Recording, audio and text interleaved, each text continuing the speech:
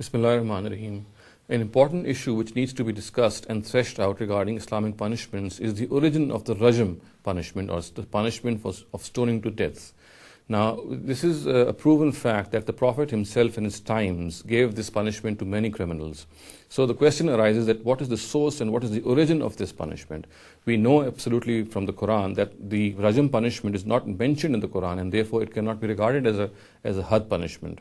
However, we know also from the Quran that this punishment is mentioned in its original form in a verse of the Quran, and the way it is described here is just a corollary of that original punishment. The Quran says that one of the forms of criminals, or one of the sorts of criminals which exist in the society, are criminals which are called criminals which commit fasad fil ard, who create a law and order situation in society, who attack the wealth, life, honor, and freedom expression of people and create a law and order situation. They commit rape, hijacking, and robbery, and crimes of similar nature. For them, the Quran says that there are certain specific punishments, and the Quran calls such criminals to be guilty of fasad fil ard, or spreading disorder and anarchy in the land.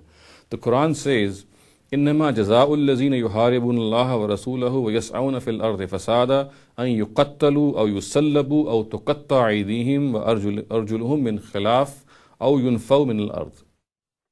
The punishments of those who wage war against Allah and His Prophet and strive to spread anarchy in the land are to execute them in an exemplary way, or to crucify them, or to amputate their hands from opposite sides, or to banish them from the land. So this punishment of fasad fil ard, we see it's a wide repertoire of punishments. There's the extreme punishment of taqtil, in which a criminal is to be killed, or he has to be executed in an exemplary manner. Now it is this taqtil which is the primary punishment which is mentioned in the Quran.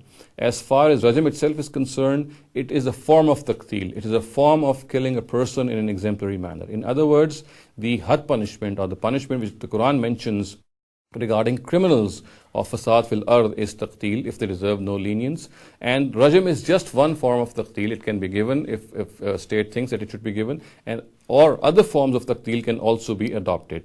Rajam itself is not something which has been prescribed by the Almighty Himself. The Almighty Himself has prescribed taqtil, and rajam is just one form of taqtil. Other forms also can be adopted. In this regard, the second misconception generally which prevails is that our jurists think that the punishment of people who commit adultery is stoning to death.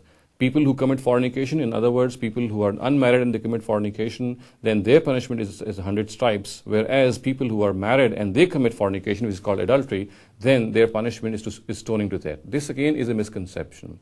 We know that the Quran describes punishments in their ultimate form. It says that these punishments are ultimate forms of reproof, and they are to be given only and only when a criminal deserves no lenience.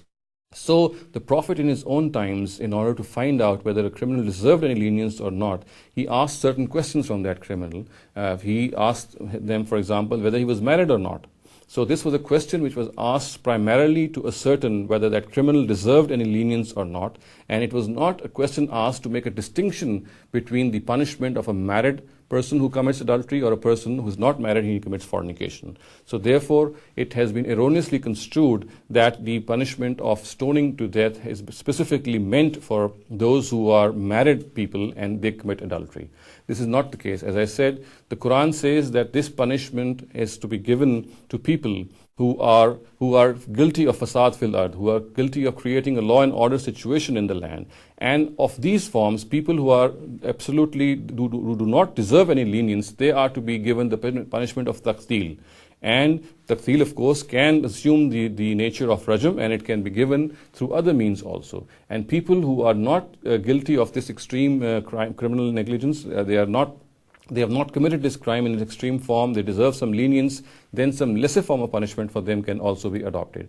In other words, it is an erroneous conclusion to say that for people who are married, the punishment of stoning to death has been prescribed by the Quran. The punishment prescribed by the Quran primarily is taqtil for people who are guilty of fasad fil ard. And of course, there can be situations of fornication which can classify that act of fornication as an act of fasad fil ard. And if that act of fasad fil ard is committed to an extreme sense, then any form of taqtil can be given. And if any lenience is to be given, then lesser forms of punishment, as the verse itself describes a very, very mild form of punishment, which is exiling that criminal from that land, that can also be given. أقول قولي هذا واستغفر الله لي ولكم ولسائر المسلمين والمسلمات.